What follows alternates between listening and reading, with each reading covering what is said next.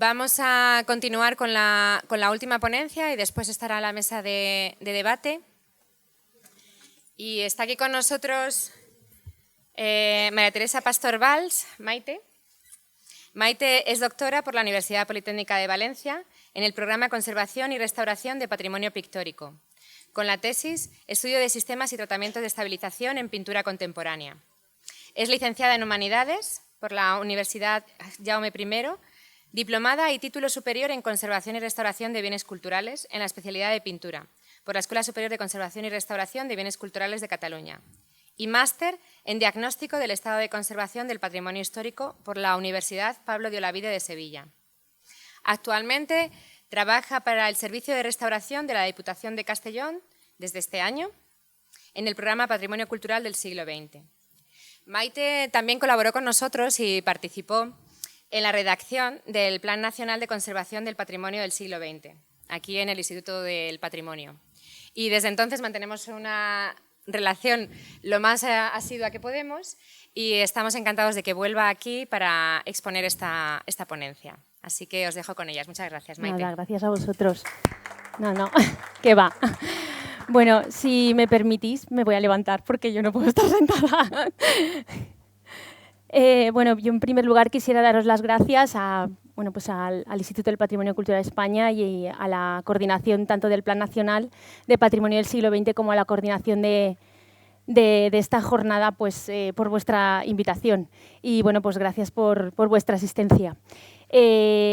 Comentando con Eva, cuando me invitó a participar, pues la propuesta que un poco fuimos diseñando era la de plasmar diferentes casos prácticos en los que de una manera muy visual podíamos ilustrar esa participación del artista contemporáneo en el diseño de los criterios de intervención. Entonces, muy brevemente, una introducción para recalcar algún aspecto que considero importante y es pues esta heterogeneidad de materiales que vamos a encontrar en arte contemporáneo y muchas veces va a estar unido a una doble concepción materia-concepto. En esta heterogeneidad van a convivir materiales tradicionales, aunque ya muchos de ellos procesados industrialmente, aquellos formulados por la industria y muchos de ellos experimentales.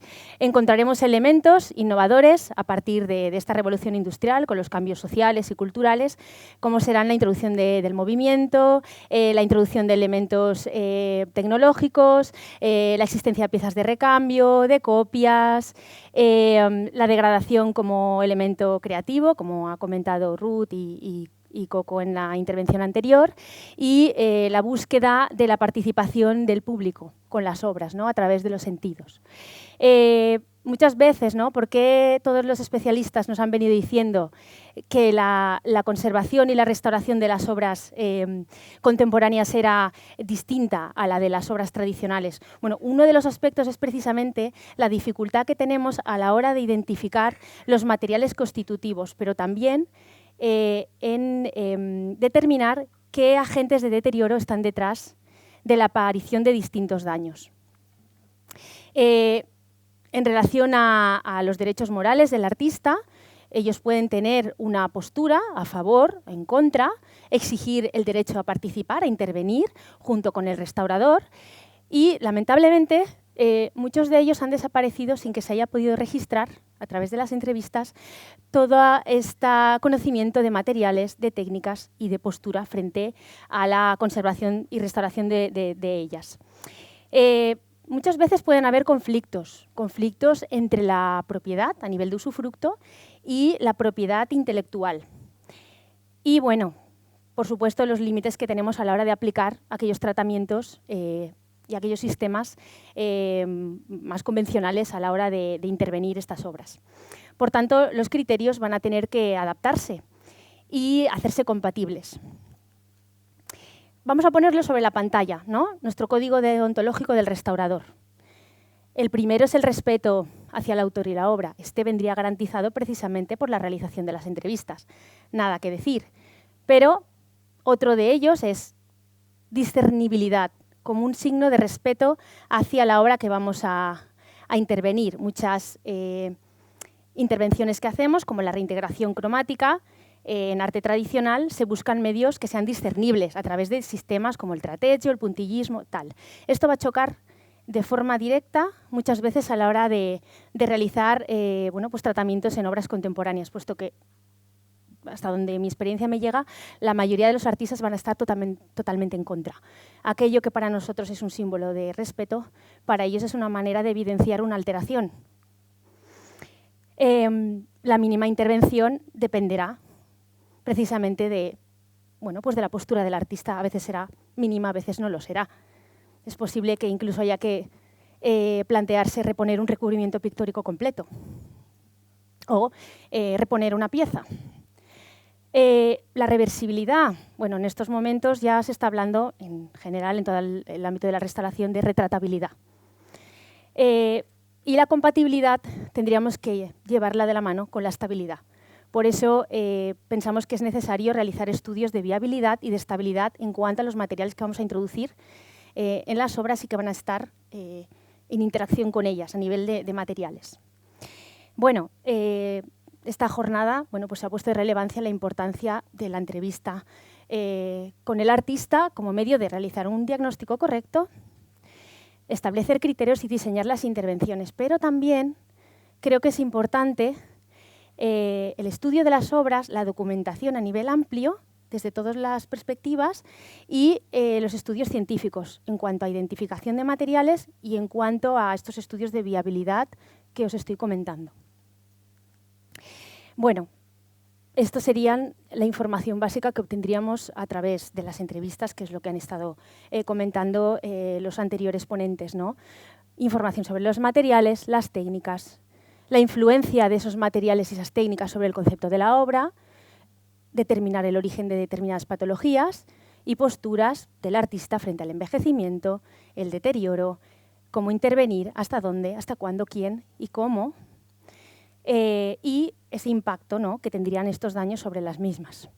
También nos sirve para prever alteraciones y para establecer estrategias de conservación preventiva, saber cómo exponer y cuáles son, qué interacción estaría permitida o no con el público. Y entrando ya en materia, esta sería la propuesta. Se trata de hacer un recorrido por unos 17 casos de restauración, viendo cómo se han incorporado estas posturas, la opinión de los artistas a la restauración de las obras, pero desde el punto de vista de bloques temáticos en cuanto a tratamientos.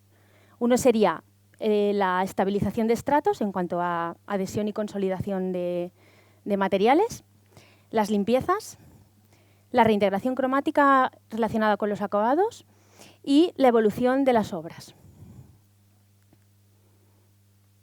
En el primer bloque trataremos sobre estabilización de estratos. Bueno, fijar o no fijar, estabilizar o no estabilizar. Tradicionalmente, o sea, en arte tradicional, cuando hay un estrato que tiene problemas de estabilidad, intervenimos para solucionar este problema. Y bueno, el primer caso es el de esta obra de Carmen Calvo, que es Premio Nacional de Artes Plásticas. Se trata de una fotografía impresa que este es parte del trabajo que ella hace, ¿no? Intervenir, por ejemplo, fotografías u otros elementos. Incorporó, si veis en la parte de los ojos del personaje, bueno, de la fotografía, una aguja de calceta, de tricotar. Y después lo que lleva en la parte de abajo es una especie de algodón hidrófilo que se ha utilizado para limpiar algo. Y tiene un recubrimiento, pero de haber limpiado algo. Es como una especie de, no es un trapo, pero es algo así que nos lleva a... Entonces el artista lo incorpora porque tiene unas particularidades estéticas que a ella le vienen bien en su expresión artística. Bueno, esta intervención se hace a petición de la autora, puesto que el fallo cohesivo del algodón, que llegó a abrirse, no sé si se aprecia bien en la imagen, esa separación del algodón que se ve blanco produjo un impacto negativo sobre la obra. Entonces requirió la intervención para consolidar ese elemento. Señalar que en todo momento la intervención estuvo acompañada por la autora explicándonos exactamente, porque hicimos pruebas de cómo colocarlo, primero con agujas entomológicas para ver si esta era correcta la unión o teníamos que hacer algún injerto, porque variábamos la forma sin querer. Entonces, bueno, señalar que se consensuó en todo momento con un estrecho contacto con la autora para poder estabilizar este elemento que era tan importante para la pieza. Bueno, pues requirió también que la reintegración fuera mimética.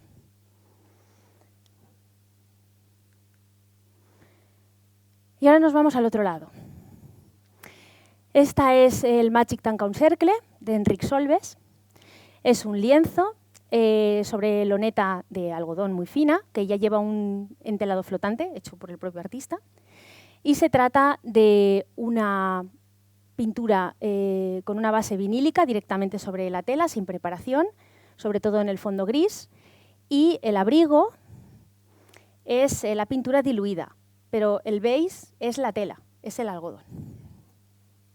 Esta obra fue restaurada por el Instituto Valenciano de Restauración y pertenece al Ayuntamiento de Canals, con tan mala pata que en el montaje de una exposición recibió un trompazo, un golpe, lo que produjo una rotura de unos 16 por 15 centímetros en la parte superior izquierda. Este golpe, que se ve la erosión, si apreciáis el rectángulo en la esquina, erosionó, rompió la tela superior y provocó un fallo adhesivo que no hubiera ocurrido tal vez en una obra con una capa de preparación. De modo que toda la pintura saltó, como veis, ¿no? En la estratigrafía se comprueba cómo la base azul es pintura vinílica. Lleva una capa gris de óleo, encima otra capa de pintura vinílica y encima otra vez otra capa de óleo. Bueno, en una obra tradicional lo que haríamos todos los restauradores es estabilizar, sentar el color. Pero Enric Solves nos dijo lo siguiente, traduzco. Una vez restaurada la tela, porque él lo que dice es hacer una sutura, lo que tengáis que hacer, pero reparar la tela. Creo que las zonas del fondo afectadas se habrían de quitar estas capas de pintura para volverlas a repintar, ya que son planas y no presentan dificultad de realización. La parte que afecta al personaje, supongo que se puede disimular, redibujar. Yo, en este caso, no dejaría visible, se refiere a discernible, con un color neutro la intervención de restauración, porque él sabía que a veces nosotros hacemos tintas neutras, tratechos. Entonces nos solicitó que retiráramos toda la pintura porque entendía que sentar esta parte iba a dejar un rectángulo fragmentado, estable, pero fragmentado, y que eso iba a tener un impacto negativo en la obra. Porque quedaría como un rectángulo tipo piel de cocodrilo, o no sé, para entendernos, ¿no? Y que la reintegración fuera ilusionista. Aquí tenéis unas imágenes del proceso de intervención en el que se tuvo que hacer una microsoldadura de hilos por el anverso. Y también se hicieron pruebas de adhesión de la capa pictórica, porque sin querer, todo ese aprendizaje que los restauradores tendemos a conservar, no sé por qué. Es verdad, claro, nos han enseñado a conservar. Entonces, sí se hizo un estudio de adhesión para ver cómo estabilizar esa capa pictórica. Pero, esta es mi cara, cuando empecé a darle la razón y a tener que retirar la pintura fragmentada. Estaba como en shock. ¿Qué estoy haciendo? Como restaurador, pues con unas pinzas ir eliminando, porque veis, ¿no? El grosor de la pintura, la rotura tan limpia que tenía, porque no había un problema adhesivo también, y que efectivamente se iba a tener un impacto negativo sobre la misma, ¿no? Era como poner un letrero, una luz de neón, indicando, mira, aquí está el golpe. Entonces eso es lo que se hizo. Estabilizar aquellas áreas fragmentadas más grandes y después realizar una reintegración ilusionista, en este caso se utilizó pintura acrílica. Todo esto acompañado con múltiples consultas y llamadas, y bueno, porque este tipo de intervenciones también generan inseguridad.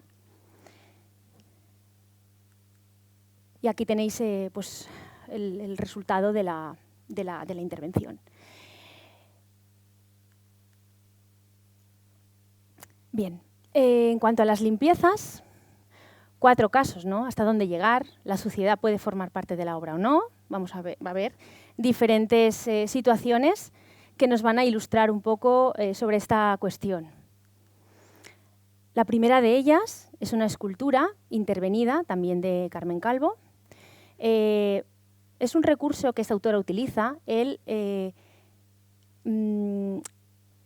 introducir o intervenir elementos encontrados. Pueden ser del rastro, pueden ser proceder de desechos o comprarlos en anticuarios. En este caso, esta escultura, este niño, la intervención que tenía era la de la venda en los ojos. Entonces, bueno, tuvo que ser intervenida debido a una fractura de uno del libro, que se rompió y tuvimos que volver a intervenir, pero la muestro para explicar que la suciedad, esa suciedad grasa que la escultura tenía, era parte de la misma. Por tanto, en este caso, la suciedad grasa no había de ser retirada, pero sí estaba permitido la retirada del polvo superficial. Pero para ver estas situaciones. Un lienzo, también de Carmen Calvo, de los años 70. Otro recurso artístico que emplea o que empleó sobre todo en esta época, fue la de incorporar piezas cerámicas que ella misma cocía y pintaba. Son piececitas cerámicas de barro pintadas al óleo que están cosidas con hilo de palomar y pegadas al soporte textil. Y el soporte textil está a su vez montado en un contrachapado sobre un bastidor, ¿vale? De igual modo que la obra que os he comentado anteriormente, es la autora la que se pone en contacto con nosotros para solicitar una intervención de restauración, puesto que presentaba daños que afectaban a la misma, sobre todo en cuanto a la suciedad depositada y en cuanto al envejecimiento de los adhesivos que utilizó al inicio, en los años 70. Claro, son 30 años de envejecimiento del adhesivo que introdujo. Y después, esta pieza, no lo he comentado, pero pertenece a una colección particular. O sea que la autora también está pendiente de la conservación de sus obras, aunque estén en colecciones particulares, ¿no? Y se siente responsable de ellas. También teníamos la pérdida de alguna de estas piezas. Por otra parte, a lo largo del tiempo se habían ido desprendiendo las piezas cerámicas y se habían ido reparando, entre comillas, supongo que por los coleccionistas, encontrando pues, desde el nitrato de celulosa original que ya había utilizado, el pegamento y medio, a cola blanca, silicona caliente o masilla de esta tipo Patex, esta gris comercial. Toda la restauración se hizo en el taller del artista. Tuvimos esto es un gustazo y un honor poder trabajar en el estudio junto a Carmen Calvo, que es una persona absolutamente generosa y nos fue guiando todo el tiempo en cómo resolver este trabajo de restauración y, pues algunos detalles de cómo se fue solucionando la limpieza, la extracción de los adhesivos sin desmontar nada.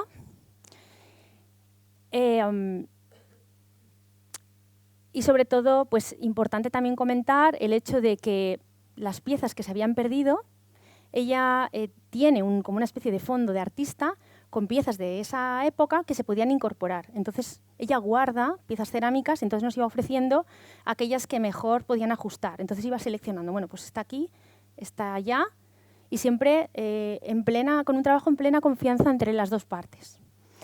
Y también pues, la autorización a que algunas de las manchas que no se podían extraer que pudieran ser disimuladas con reintegración, en este caso con colores al pastel, porque muchos adhesivos habían penetrado directamente en la tela y era complicado, alguna mancha era necesario de alguna manera integrarla.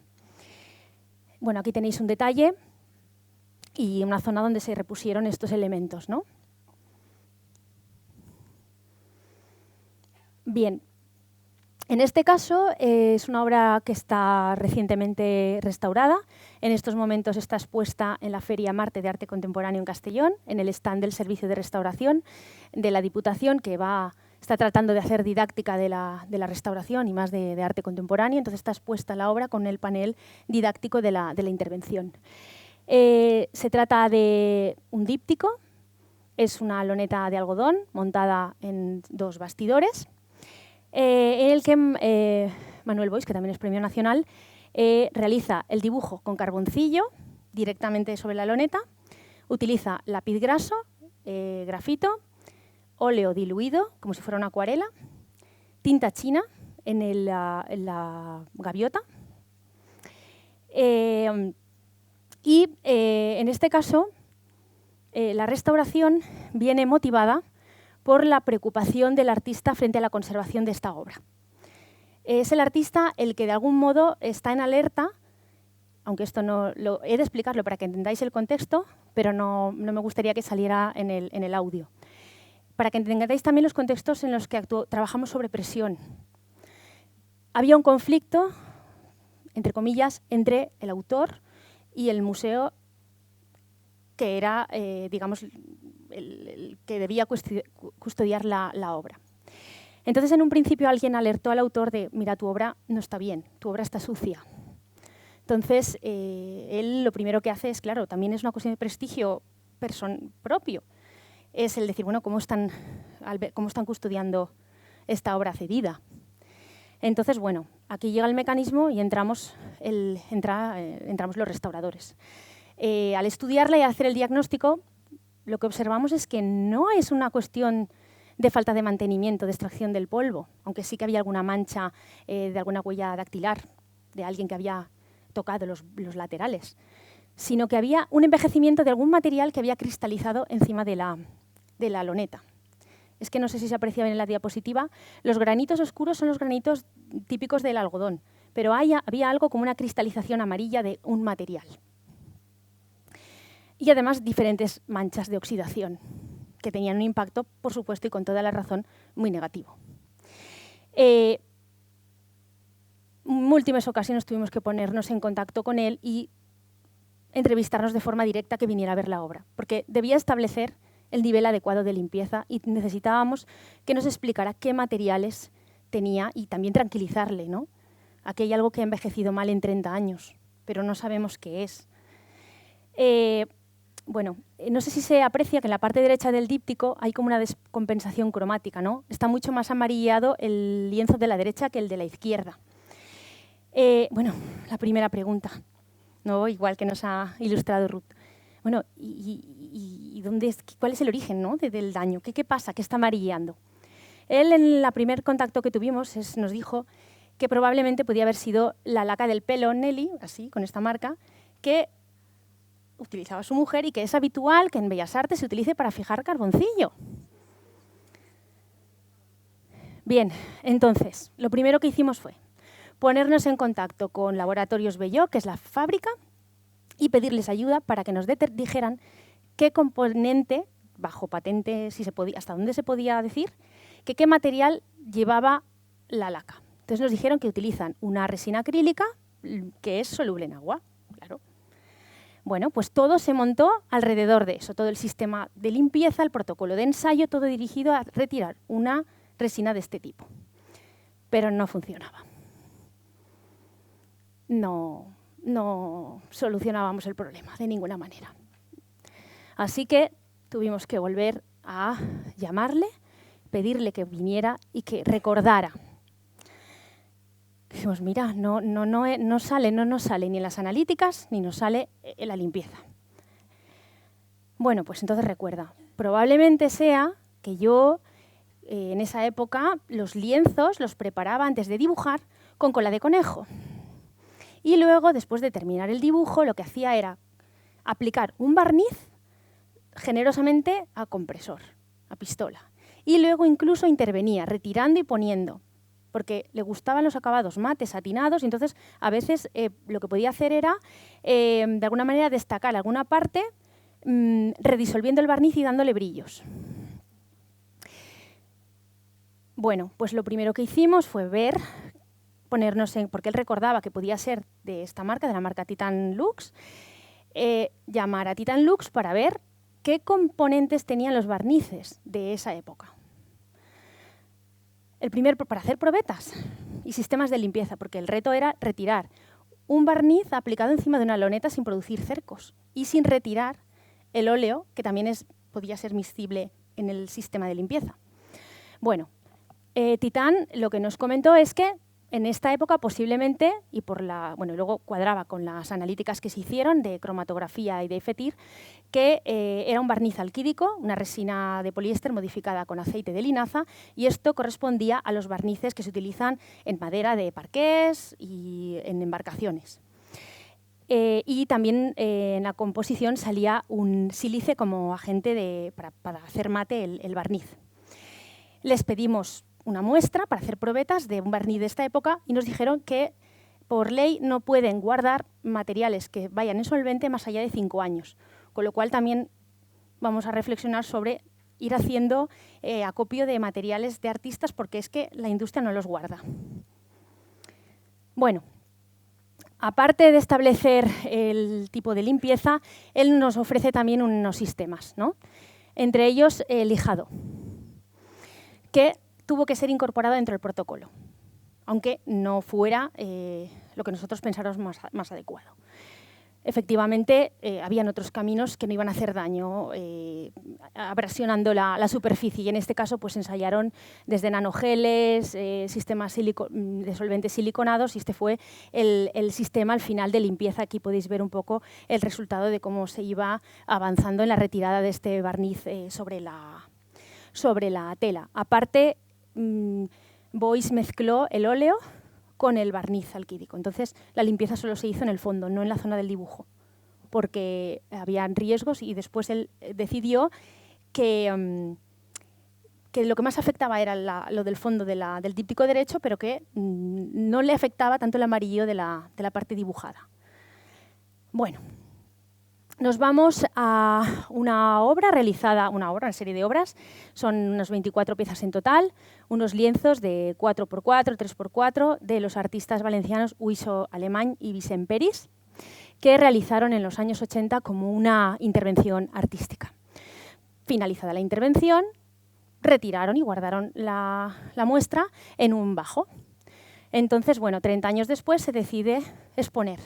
El Consorcio de Museos de la Generalitat decide exponer estas obras y nos llegan así, dobladas, enrolladas en tubos de tuberías de plástico, con daños tipo pues, rasgado, roturas, aquellas que estaban en contacto unas con otras se habían adherido las capas pictóricas, y diferentes manchas debido a la exposición a la humedad, a que había actuación, bueno, pues se había, no sé decirlo en castellano, florido, o sea, se había florecido, no sé, enmohecido. Y también orines de posibles roedores. Bien. Lo mismo, pues tuvimos una entrevista con los dos para determinar hasta dónde llegar y cómo proceder. Entonces es curioso que algunos daños deciden incorporarlos a las obras y otros no. Por ejemplo, la suciedad deciden incorporarla, pero debían corregirse daños como la transferencia de la pintura. Aquí en la imagen se ve a Uiso Alemany delimitando la zona de pintura transferida que se debía retirar. Y esto es lo que hizo Pablo D'Antoni, el restaurador que trató este lienzo en concreto, retirando mecánicamente esta pintura transferida. Y aquí pues, bueno, se aprecia que se consolidó el soporte, pero sin limpiar. Entonces se quedaron las manchas. Bueno. El tema de la reintegración cromática es quizá el más amplio, el que da más juego. También en relación con los acabados. Esta obra es de Salvador Soria, ya fallecido, el vendedor de cocos, es de la colección del Ateneo Mercantil de Valencia. Es una pintura al óleo, aunque a visu no lo parecía, por el acabado que tenía, muy mate. Bueno, pues igual que lo que comentabais de que las copas de vino a veces caen encima de las obras, a veces la rotura de la conducción del aire acondicionado sobre una obra expuesta pues hace que, bueno, como veis, se produjo la rotura del estrato con el agua caliente que iba cayendo de la conducción. Lo que hizo fue romper la capa, formar un canal y arrastrar toda la preparación por encima de la obra, formando estos cercos de suciedad y unos huecos tremendos que se pueden apreciar en las imágenes. Se quedó la pintura flotando. La entrevista con el artista fue esencial para saber qué material se había utilizado. Nos dijo que era óleo mezclado con carga para darle este acabado y también con arena en la parte amarilla de la parte inferior y en los relieves ralladura de hierro. La entrevista se hizo por teléfono porque en este momento tenía unos 90 y tantos años y estaba enfermo, pero recordaba perfectamente todo lo que había utilizado y lo que quería. Y lo que nos transmitió era que, ante todo, el acabado mate no debía alterarse, debía conservarse, porque habla de la inmigración. Y que la reintegración cromática debía ser ilusionista y que incluso la podíamos utilizar para disimular los cercos en caso de que no los pudiéramos retirar. Y algunas imágenes del tratamiento, ¿no? De estabilización, de consolidación, de limpieza. Y aquí el resultado de detalle de antes y después de la intervención. Bueno. Otra obra, Ropa tendida, de Manuel Castañón. Esta también es del Museo de Arte Contemporáneo de Vilafamés y es una escultura en la que pues utiliza diferentes tipos de madera, como pino, caoba, eucalipto, y llega el momento se solicita la restauración porque presentaba un ataque de insectos xilófagos. También hubo un problema hace muchos años en la reserva que se inundó. Y alguna pieza tenía cercos y presentaba una decoloración de la decoración pintada. Muchas de las piezas estaban teñidas en alguna parte, por ejemplo el cinturón, y luego en las barras habían huellas de manos y en la base huellas de manos y de pies. Bueno, el contacto con el artista nos dio información sobre el concepto, que tenía relación con la tradición mediterránea de tender la ropa al sol y esa relación con el ser humano, ¿no? El ser humano se seca y se reseca al sol, ¿no? Es como nos vamos curtiendo a lo largo de nuestra vida. Y el tema de poner cremalleras en la boca del personaje tenía que ver con la boca tapada, el silencio, no opines, no hables. Aguanta y aguanta lo que la vida te dé, pero no protestes. Nos dio información del montaje, facilitándonos el montaje inicial y después instrucciones de qué hacer qué hacemos con las partes decoloradas.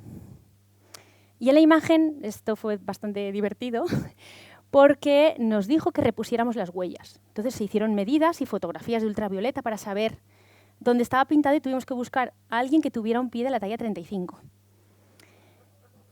En este caso fue una compañera de restauración de metales. Entonces se hicieron ensayos previos con pintura acrílica para volver a colocar en su sitio la parte dañada y es lo que nos solicitaba el autor. Bueno, esta pieza también está expuesta en la Feria Marte, se llama Alizar y se expuso de forma incorrecta muchos años en una zona de exterior. Y bueno, aparte de la corrosión, tenía muchísima suciedad, había estado en una zona ajardinada, entonces también se había, ya estoy con el valenciano y el castellano, los tratamientos herbicidas también habían afectado a la pieza porque estaba en una jardinera. Y bueno, en este caso yo quisiera destacar los cambios de postura o de opinión que puede tener el artista a medida que va avanzando la intervención o vamos estableciendo diálogo y confianza. En primer lugar, cuando nos pusimos en contacto con él, lo que señaló era, bueno, los restauradores, estabilizad el material. de base, o sea, el hierro, y lo que haré es viajar del País Vasco a Valencia una semana y yo lo que haré es reponer el color que está dañado. Porque también solicitaba retirar todo el recubrimiento pictórico. En este caso es una pintura al esmalte de automóviles. Posteriormente decide que esto lo vaya a hacer, pero todo el restaurador. No él, sino dice, bueno, casi que mejor que sea el equipo de restauración quien ejecute toda la intervención completa.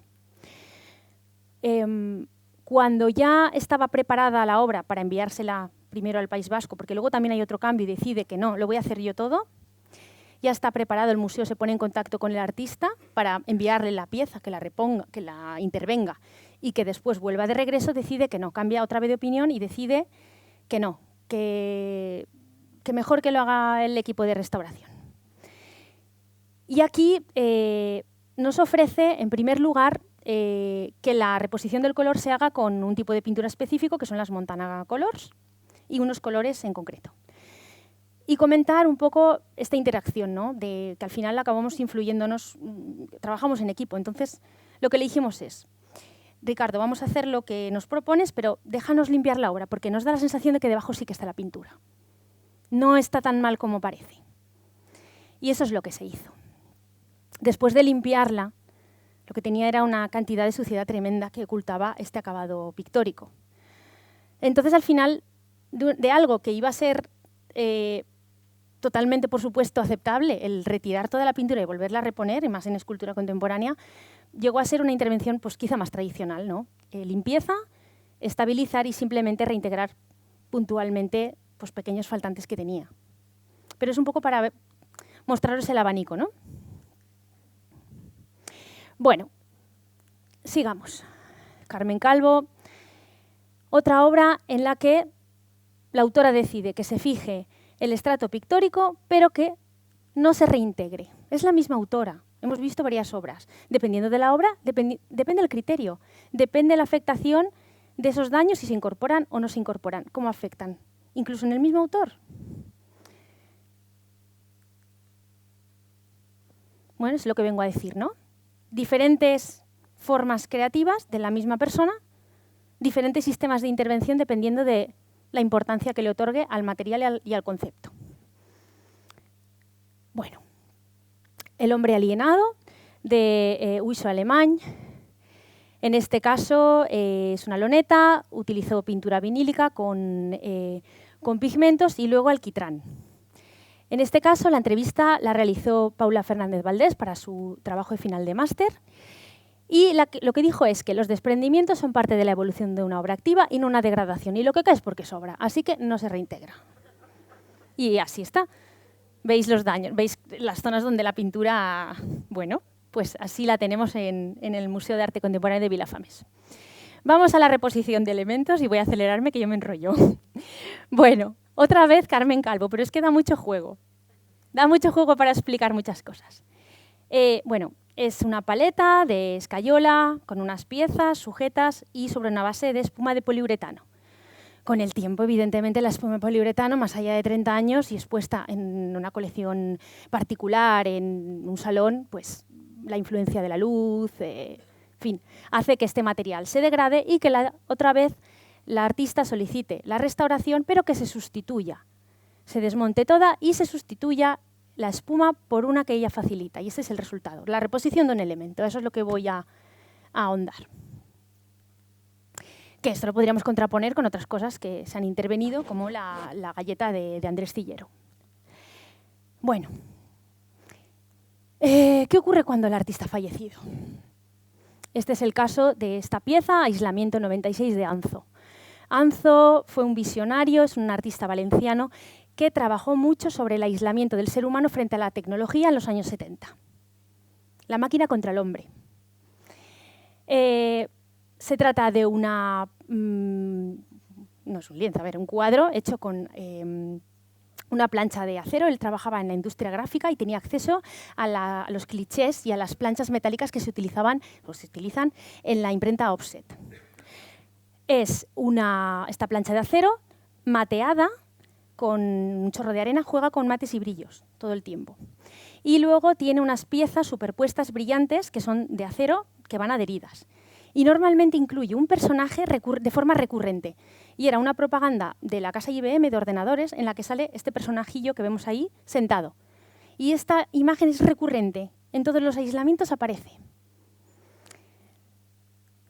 Llega la obra para restaurar y presenta una gran cantidad de suciedad y la pérdida de algunos elementos como el cliché de aluminio que lleva el personaje.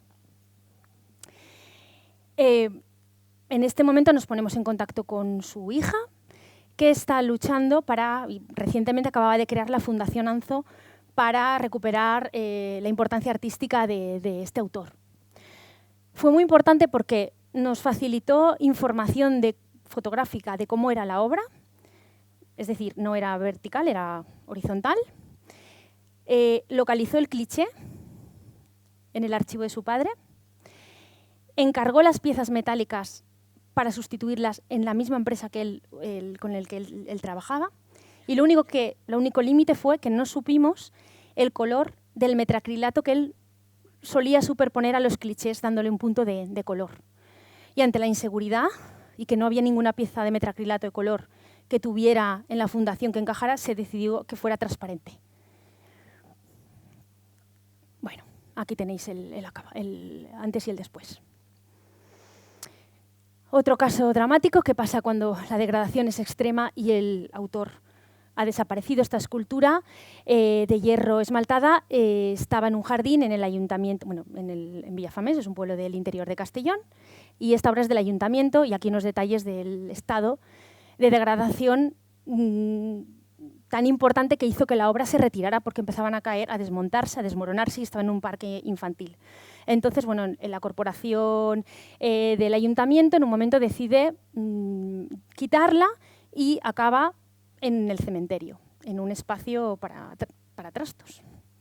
Bueno, otra nueva corporación decide que estas obras se tienen que recuperar, y en este caso nos pusimos en contacto con su viuda, que también es artista, es Natividad Navalón.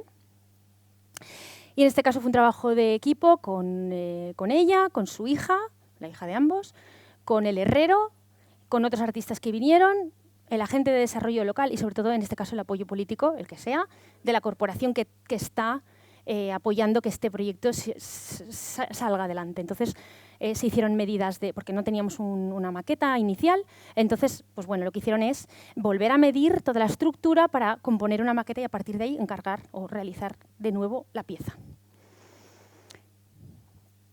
Bueno, ya me quedan dos. Las obras evolucionan, pueden evolucionar. ¿Son estáticas o son cambiantes? Bueno, el Museo de Arte Contemporáneo de Vilafamés, que os invito a que vayáis, pues está en un palacio del siglo XV. Todo palacio tiene una capilla. En este caso, la capilla consagrada a la Virgen de Agosto, aunque esta consagración va cambiando, está en el primer piso y tiene unas pinturas murales del siglo XVII. El Museo de Arte Contemporáneo de Vilafamés fue fundado por Vicente Aguilera Cerny, que fue un crítico de arte muy importante, que por circunstancias de la vida pasa un verano en este pueblo y hay una especie de entendimiento con el alcalde y decide entre los dos montar un museo en plenos años 70, en el momento del régimen más... Bien, lo que veis aquí es una intervención artística de Alfredo Alcaín, que es este altar de un pueblo español, ese es el título, y es este altarcillo y aparece una virgen como una dolorosa con los puñales clavados y una banderita de España, ¿no? Llega el momento que hay que restaurar porque las pinturas murales tienen daños y también intervenciones con cemento Portland y una gran cantidad de suciedad y de materiales y de objetos en el altar. Múltiples estampitas, exvotos de cera, objetos diversos, cerámica, en fin, velitas, multitud de elementos. Bueno, ¿y qué elementos son de la capilla y qué elementos son de la obra contemporánea de los años 70? Bueno, pues lo que nos dice Alfredo Alcaín, en este caso por carta, muy mayor, es que la obra la expuse 2 veces en galerías de Madrid y la segunda ya era distinta a la primera. Le añadí más exvotos y objetos en el altar. Seleccionada por Aguilera Cerny, al instalarla en Vilafamés, cambió del todo al colocarla en el altar del 17, quedando entronizada. Por tanto, los exvotos sí que formaban parte de la obra y determina qué elementos son originales y cuáles no, porque con el tiempo había objetos cerámicos que habían desaparecido, platos, pues y habían como dado el cambiazo.